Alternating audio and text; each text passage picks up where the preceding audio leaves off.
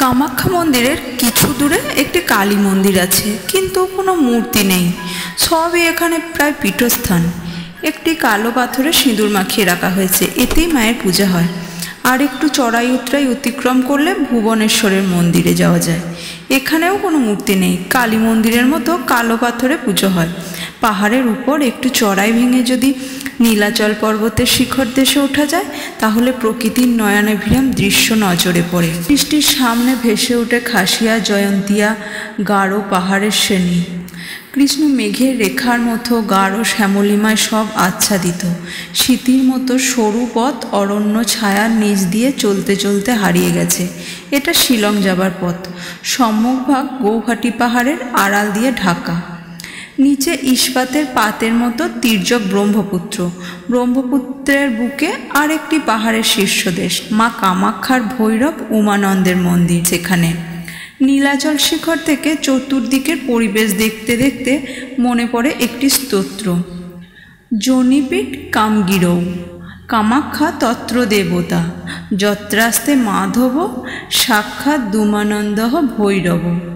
এই দেবী কামাখ্যা ও উমানন্দের জন্য এখানে সেই প্রাচীন কাল থেকে অসংখ্য পুণ্যার্থী ভিড় জমিয়েছে। কামাখ্যা বলতে যে একটি নির্দিষ্ট স্থান বোঝায় তাও নাও হতে পারে। কামাখ্যা বেশ একটি বিরাট আয়তন স্থান। সেই স্থান জুড়ে যুগে যুগে অসংখ্য সাধক কামরূপ কামাখ্যাতে ভিড় করেছে। কামাখ্যার ছাওয়ায় বসা এক বিরাট রহস্যময় পুরুষ, যিনি পিশাচ সিদ্ধ নামে পরিচিত। অনেকে তাকে বলেন বগলা বাবা।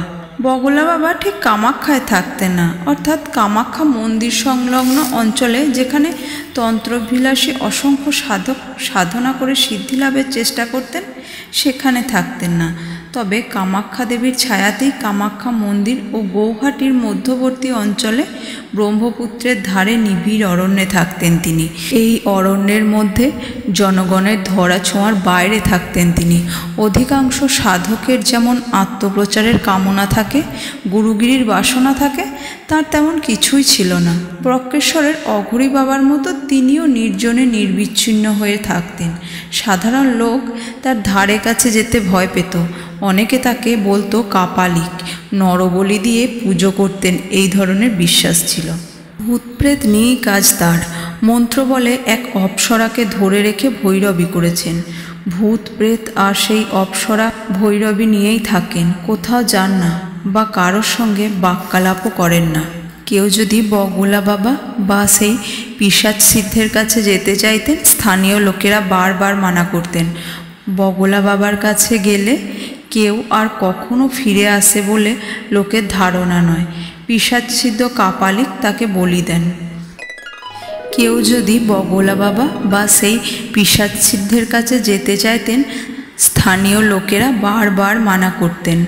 বগলা বাবার কাছে গেলে কেউ নাকি আর ফিরে আসে না। পিশাচ সিদ্ধ কাপালিক তাকে বলি দেন। তারপর সেই মৃত লোকের আত্মাকে ধরে রেখে তার ভূতকে দিয়ে নিজের নানা কাজ করিয়ে নেন। দু একজন যারা তার কাছে গিয়েছিলেন, বাবাকে দেখবার সৌভাগ্য অর্জন করেছেন, তাদের ধারণা লোকটা অস্বাভাবিক, দেখতে কুৎসিত, হাতে একটা খাড়া নিয়ে ঘুরে বেড়ান। লোক দেখলেই কাটতে আসে। মন্ত্র বলে এক অপ্সরীকে বেঁধে রেখেছেন, তার রূপের তুলনা নেই। রাত্রি হলেই ভূত প্রেতের নৃত্যু শুরু হয়ে যায় তার আশ্রমের আঙিনায়। 1950 সাল নাগাদ কলকাতার এক ভদ্রলোক গিয়েছিলেন বগলা বাবার কাছে তন্ত্র বিষয়ে অপার কৌতূহল নিয়ে। পৌঁছালেন বগলা বাবার আশ্রমে। এমন সময় এক অপূর্ব দৃশ্য দেখে তিনি চমকে গেলেন। দেখলেন আঙিনার একটা গাছের ডালে এক অপূর্ব সুন্দরী রমণী কাপড়ের খুঁট বাঁধছেন বা খুলছেন। দেখতে অনেকটা কামরূপ অঞ্চলের গেরস্থ ঘরের বৌঝিয়ের মতো। গৌরবর্ণ, কপালে জলজল করছে সিঁদুরের ফোঁটা, পরিধানের শাড়ি গাঢ় লাল। রূপের ছটা এত তীব্র যে গড়নে একটা সাধারণ মানবীর মতো হলেও ইহলোকের কোনো জীব বলে মনে হয় না তাকে। রামায়ণ মহাভারতে অপ্সরাদের যে রূপের কথা পড়েছিল, অবিকল সেই রকম, যেন তুলিতে আঁকা ভুরু যুগল, নীলাভ চোখের মণি। তাকে দেখেই ভদ্রলোকের মনে পড়ে গেল আশেপাশের লোকে যে অপ্সরার কথা বলেছিল, সেই অপ্সরার কথা। তন্ত্র বলে কেউ তাকে বেঁধে রেখেছেন। সেই বিভৎস রূপ বগলা বাবার কথা ভেবে তার ভয় হতে লাগলো। সত্যিই যদি তিনি নরহত্যাকারী কপালিক হন, তাহলে সেই অপ্সরার সঙ্গে একবার দৃষ্টি বিনিময় হলো, কিন্তু সেই দৃষ্টিতে অভূতপূর্ব একটা করুণার ছায়া ছাড়া অন্য কিছুই তিনি দেখতে পেলেন না। ভীতির কোনো চিহ্নই নেই সেখানে, যেন একটা বড়া ভয়। এতে কিছুটা ভরসা পেয়ে হাত জোর করে তিনি নমস্কার করলেন। জিজ্ঞাসা করলেন, এখানেই কি কৌল বগলা বাবা থাকেন? সেই অপূর্ব লাবণ্যময়ী একটু হেসে ভদ্রলোকের দিকে তাকালেন।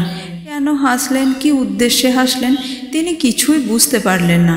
একটা বিদ্যুৎ যেমন অকস্মাৎ মেঘ চিরে দেখা দিয়ে তাকে বিশ্লেষণ করার সুযোগ না দিয়ে ডুবে যায়, তেমনি মহিলাটি তার হাসির কোনো অর্থ বার করবার সুযোগ দেবার আগেই হন হন করে হেঁটে ঘরের মধ্যে অদৃশ্য হয়ে গেল। হঠাৎ এক সময় এক বিভৎস দৃশ্য দেখে চমকে উঠলেন। ঘোর কৃষ্ণবর্ণ এক দীর্ঘদেহ মূর্তি, সম্পূর্ণ উলঙ্গ, দেখতে অকল্পনীয় কুৎসিত, হাতে একখানা রামদা। এমন ভয়াবহ দৃষ্টিতে তিনি ভদ্রলোকের দিকে তাকালেন যে তার বুকের ভিতর হৃৎপিণ্ডটা হাতে ধরা একটা পাখির মতো কাঁপতে লাগলো। ভয়ানক রক্তবর্ণ তার চক্ষু দুটি, সুরাপানে উন্মাদ ব্যক্তির চোখের মতো, গোখরো সাপের মতো যেন ক্রোধে ফুঁসছেন। অত্যন্ত কর্কশ কণ্ঠে বললেন, কে তুই? এখানে কি চাস? ভদ্রলোক নিতান্তই ভয় পেলেন। বুঝতে পারলেন যে ইনি সেই কাপালিক পিশাচ সিদ্ধ। এবার আর তার নিস্তার নেই। ভদ্রলোকের পা দুটো অবশ হয়ে এলো। তিনি তৎক্ষণাৎ সিঁড়িতে বসে পড়লেন। কিন্তু আশ্চর্য, সেই কাপালিক আর এগোলেন না, দাঁড়িয়ে রইলেন। মনে হলো আকাশে সূর্যোদয়ের ছটা দেখা দেবে। সূর্য ওঠার প্রাক মুহূর্তে আকাশের মতো কাপালিকের ঠোঁটের ফাটে একটা হাসির পূর্বাভাস লক্ষ্য করা গেল। ঠিক সেই সময় চ্যাটাইয়ের আসন হাতে সেই অপ্সরাটি বেরিয়ে এসে দাওয়াইটা পেতে দিলেন। বসুন বাবা। ভদ্রলোক কিংকর্তব্য বিমূঢ় হয়ে একবার সেই কাপালিক একবার সেই অপ্সরার দিকে তাকালেন। সেই কাপালিক একটু হাসলেন কিনা বোঝা গেল না। তিনি ঘুরে দাঁড়ালেন, তারপর খাড়া হাতে ঘরে ঢুকে গেলেন। ভদ্রলোক ঘামছিলেন। এই এতক্ষণ পরে যেন একটি শীতল হাওয়া পেয়ে জুড়ালেন। কপালের ঘাম মুছে বুক ভরে নিঃশ্বাস নিলেন। তারপর দাঁড়িয়ে সেই অপ্সরাকে প্রণাম করে বললেন, মা, এ কি হলো? যথার্থই অপ্সরার দুই চোখে তখন স্নিগ্ধ মাতৃত্বের অপূর্ব ছায়া। তিনি তখন বললেন, বাইরের থেকে কোনো লোক এলে উনি প্রথমে ওই রকম করেন, খাড়া হাতে ঘর থেকে বের হন। ওকে খাড়া হাতে দেখলেই লোকে পালায়। উনি হাসতে হাসতে ঘরে ঢোকেন। আসলে উনি পরীক্ষা করেন যে এলো সে কেন এলো, সত্যি ধর্মপথের পথিক কিনা তারা, না এমনি লোক। মায়ের কৃপা যার উপর আছে তিনি এত ভয় পান না। তখন তার সঙ্গেই উনি কথা বলেন, বুঝতে পারেন আগন্তুক যথার্থই শক্তিসাধক। ভদ্রলোকটি বললেন, তাহলে আর কোনো ভয় নেই মা? না, আপনি যখন শক্তিসাধক তখন কোনো ভয় নেই। আমি যে শক্তিসাধক তা বুঝলেন কি করে? মা বললেন, আমরা বুঝতে পারি, মায়ের কৃপাতেই বুঝতে পারি।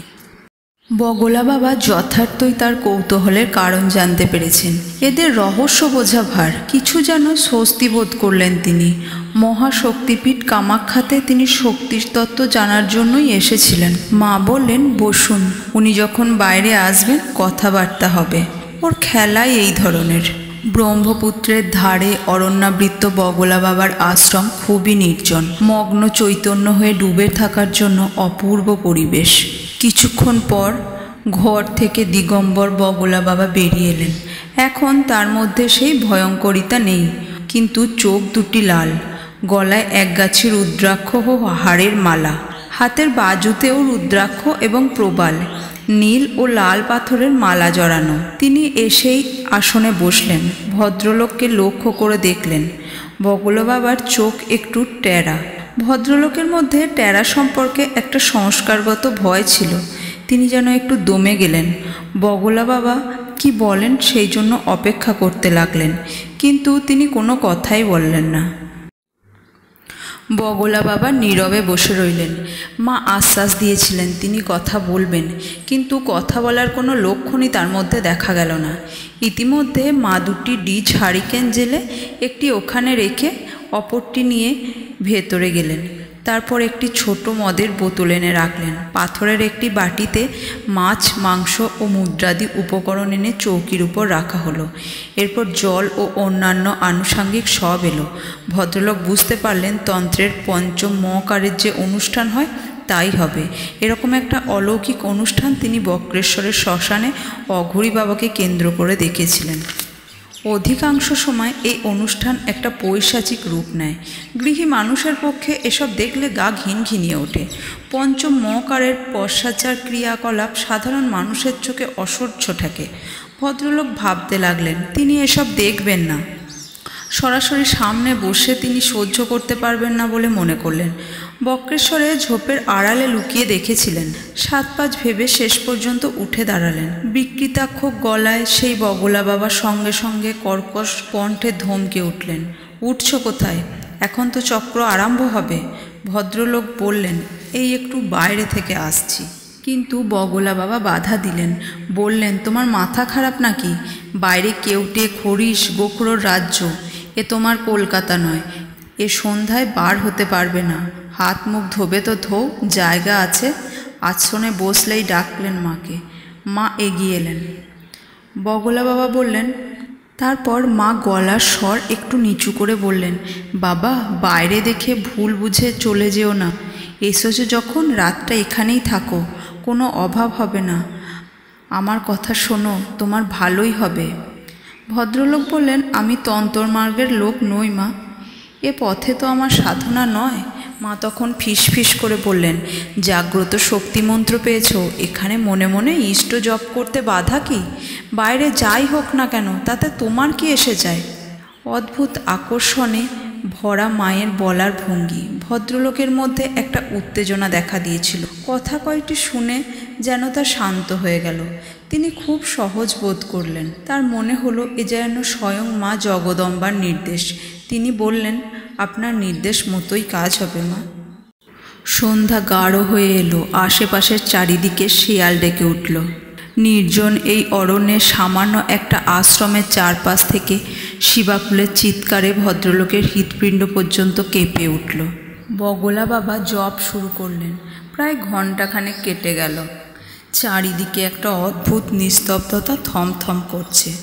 অন্ধকার যেন ঘন আলকাতরার মতো জমাট বেঁধে উঠেছে।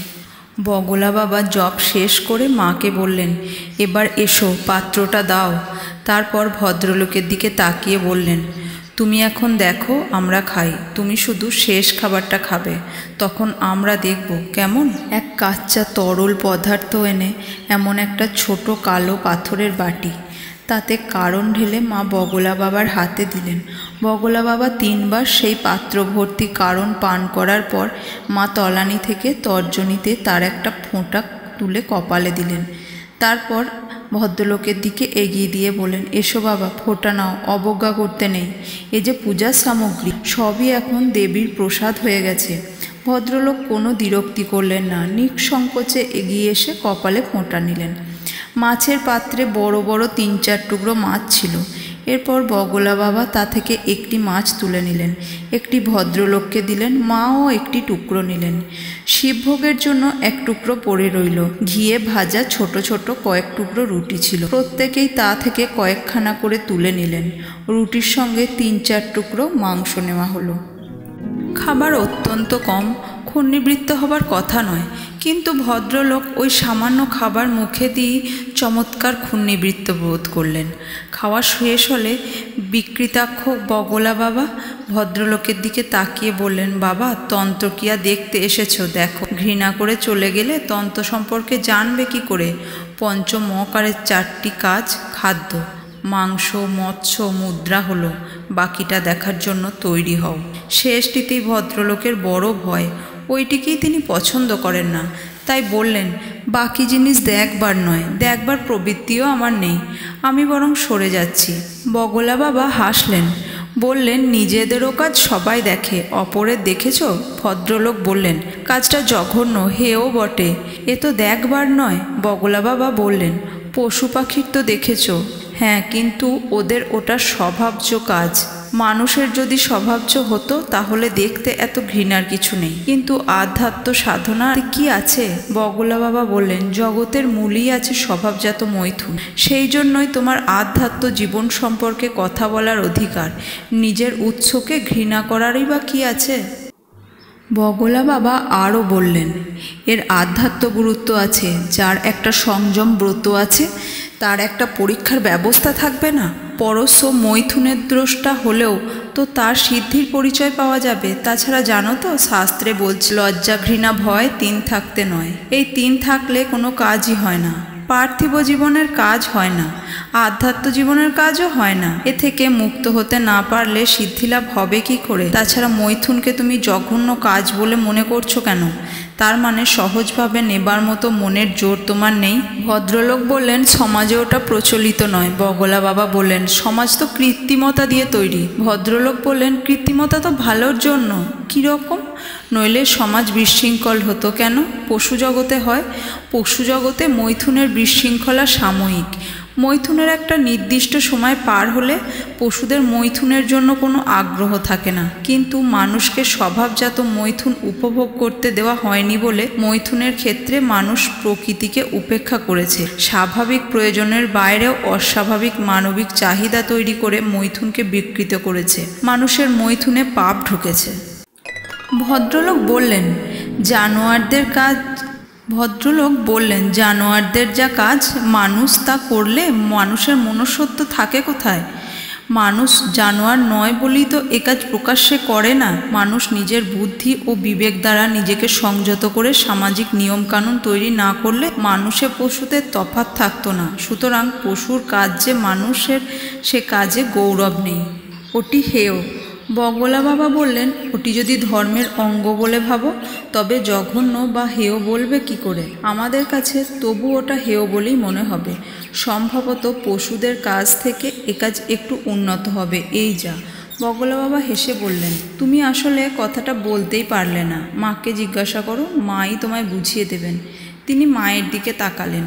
মা সব শুনছিল, কিন্তু এতক্ষণ কোনো কথাই বলেননি। বগলা বাবার নির্দেশ পেয়ে তিনি বলতে আরম্ভ করলেন। মা বললেন, ও কাজটা কামমূলক বাবা। সৃষ্টি আর সম্ভোগের কামনায় এর উৎপত্তি, সেই জন্য এ কাজ হেয়। সাধারণ দৃষ্টিতে মনে হবে ইন্দ্রিয় সুখ ছাড়া এতে আর কি আছে? ওটা শরীরের ভার, রক্তের বোঝা নেমে গেলেই আরাম। দীর্ঘকাল অপেক্ষার পর মলমূত্র ত্যাগেও এইরকমই আরাম হয়। শারীর ধর্মে এরকম হয়, ওতে শরীরের স্ফূর্তি আসে, কিন্তু আনন্দ কোথায়?